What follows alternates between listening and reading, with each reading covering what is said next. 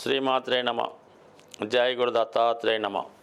ఈ వీడియోలో మనం మకర రాశి వారికి 2025వ సంవత్సరం ఏప్రిల్ నెల మాస ఫలితాలు పరిశీలిద్దాం. మరి ఈ రాశి వారికి ఇంచుమించుగా ఈ నెల నుంచి కొత్త జీవితం ప్రారంభమైనట్టే. అన్ని గ్రహాలు ఇంచుమించుగా శుభస్థానాల్లో ఉండగా ఈ రాశి వారికి ఈ నెల ప్రారంభమైంది. ముఖ్యంగా శని భగవానుడు తృతీయ స్థాన సంచారం, అంటే జీవితంలో మళ్ళా వీళ్ళకి సుమారు 27.5 సంవత్సరాల తర్వాత ఈ శని భగవానుడు అనుకూలమైన స్థానంలోకి రావడం జరిగింది. సో దాంతోపాటు రావటమే అక్కడ ఉన్నటువంటి 4 గ్రహాలతో కలియడం జరిగింది.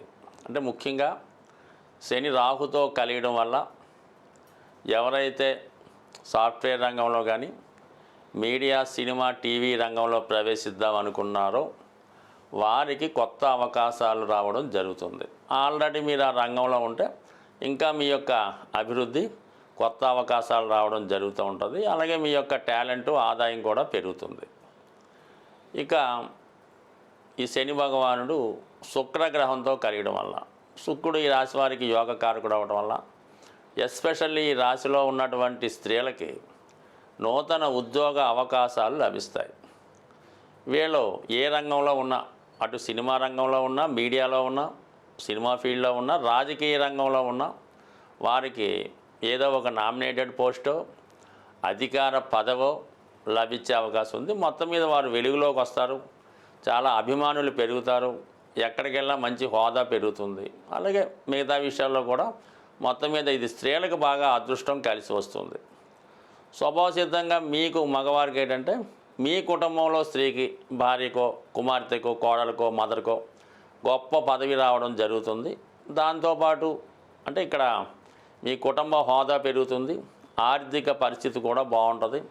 అలాగే జీవన విధానంలో మార్పు రావడం జరుగుతుంటుంది. అంటే అప్పటిదాకా ఏదో ఆర్డినరీ వెహికల్స్తో ప్రయాణం చేస్తున్న మీరు ఒక ఖరీదైనటువంటి వాహనాల్లో ప్రయాణం చేయడం, సర్కిల్ కూడా మారుతుంది, ఫ్రెండ్ సర్కిల్ కూడా మారుతుంది. ఇక దాని తర్వాత ఇంకా ఇంపార్టెంట్గా రవి బుధ కలయిక. ఒక విధంగా అష్టమాధిపతి అయినప్పటికీ కూడా రవి తృతీయ స్థాన సంచారంలో మీకు శత్రువులు మిత్రులుగా మారుతారు. గతంలో మిమ్మల్ని ఇబ్బంది పెట్టిన వాళ్ళు, అసహించుకున్న వాళ్ళే తిరిగి మీ యొక్క స్నేహాన్ని కోరుతారు, మీ అభివృద్ధికి సహకరిస్తారు. అంటే దూరమైనటువంటి బంధుమిత్రులు, అధికారులు తిరిగి కలుసుకుంటారు. వాళ్ళు కూడా మీ గ్రూపులో చేరి మీ యొక్క అభివృద్ధికి సహకరిస్తారు. ఇది విద్యార్థులకి చాలా గొప్ప అవకాశాలను తీసుకురావడం జరుగుతూ ఉంటుంది.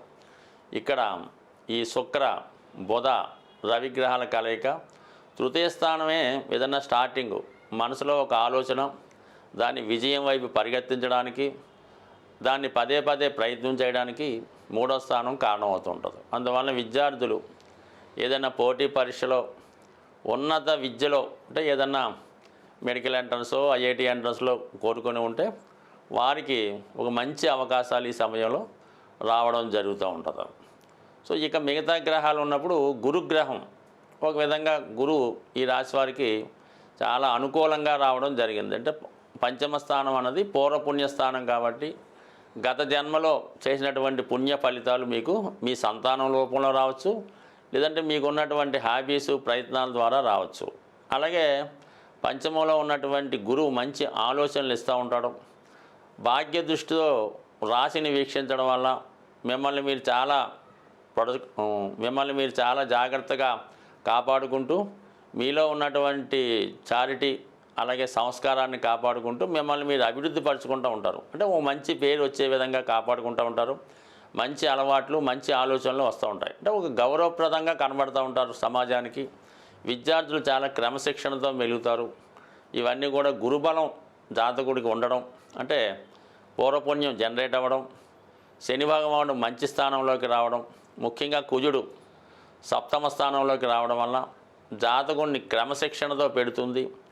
చిన్న చితగా మీకు ఇబ్బంది పెట్టేవారు కానీ, మీ పార్ట్నర్స్ కానీ ఎవరైనా ఇబ్బంది పెడుతుంటే వారి జీవితంలో పక్కగా తప్పుకొని మీరు మళ్ళా కొత్త జీవితం ప్రవేశించగా కొత్త పరిచయాలు, కొత్త సంబంధాలు ఏర్పడే అవకాశం ఉన్నది. బట్ ఏదైనా ఈ మకర రాశి వారికి ఒక కొత్త లైఫ్ ప్రారంభం జరిగింది.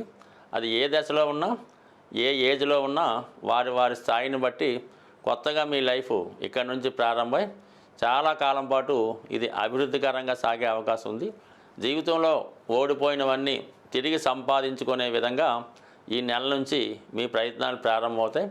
పోగొట్టుకున్న ఒకటి తిరిగి మీ జీవితంలో ప్రవేశించడం జరుగుతుంది. సాధారణంగా గ్రహాలచే పీడించబడుతున్నవారు, ఇబ్బంది పడుతున్నవారు ఆ గ్రహాలకు పరిహారం చేసుకోవడం వల్ల సులభంగా ఆ సమస్య నుంచి బయటపడవచ్చు. అంటే ఇప్పుడు ఈ నెలలో శనిగ్రహం మారుతూ బుధగ్రహంతో కలియడం వల్ల ఈ వ్యాపార వర్గంలో ఉన్న వాళ్ళకి చాలా వరకు వ్యాపారం మందగిస్తుంది. విద్యార్థులు ఎంత చదివినా కూడా చదివింది జ్ఞాపకం రాక పరీక్షల్లో రాయలేకపోతుంటారు. అలాగే చాలా వరకు సరైన నిర్ణయాలు తీసుకోలేకపోవడం వల్ల చాలా వ్యవహారాల్లో నష్టపోవడం జరుగుతూ ఉంటుంది. ఆ కారణం వల్ల బుధుని యొక్క అనుగ్రహం కోసం చాలా సులభం మాట. బుధుడు తొందరగా అనుగ్రహించే గ్రహం ఇది.